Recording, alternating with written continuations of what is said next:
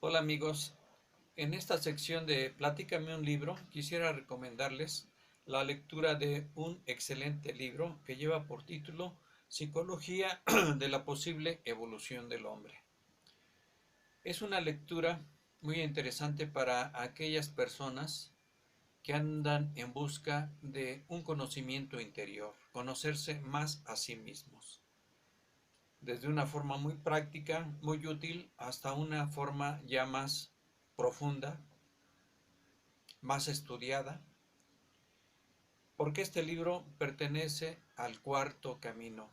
Es una enseñanza del señor Gurdjieff y de Ouspensky, que también en un momento dado pudiéramos entender este movimiento filosófico en busca de uno mismo, también por la lectura de Mauricio Nicole con sus comentarios psicológicos acerca de las enseñanzas de Gurdjieff y de Ouspensky. Este libro que quiero mostrarles, que es exactamente el que yo quiero recomendarles en esta ocasión, creo que ahí se aprecia bien la portada.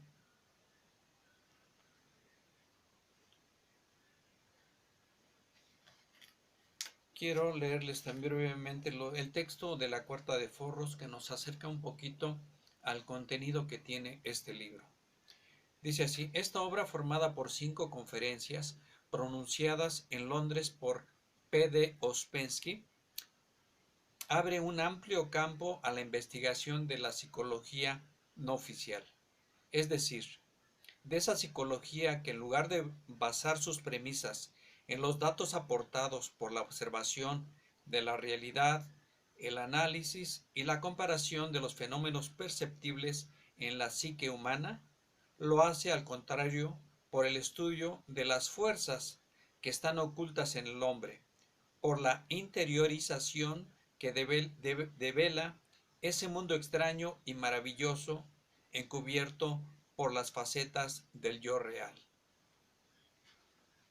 Para terminar de recomendar este libro, voy a leer lo que es la introducción. Sí.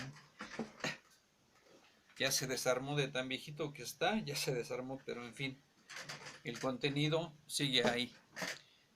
Introducción. Durante años recibí numerosas cartas de mis lectores.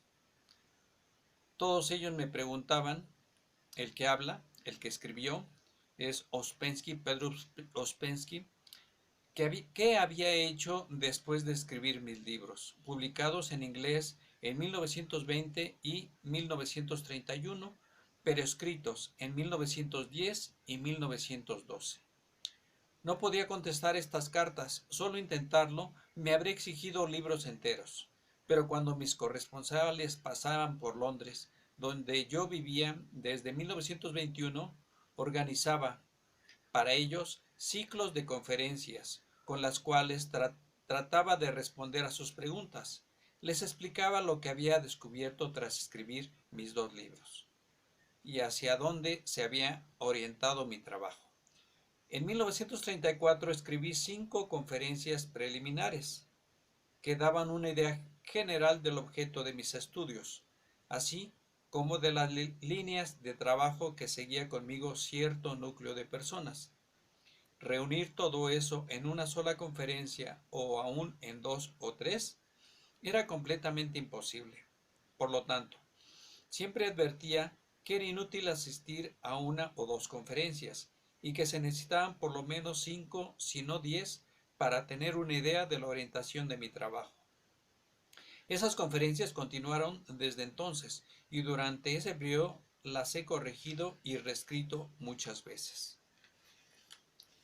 En conjunto, esta organización general me pareció satisfactoria. Se leyeron 5 conferencias, con mi presencia o sin ella.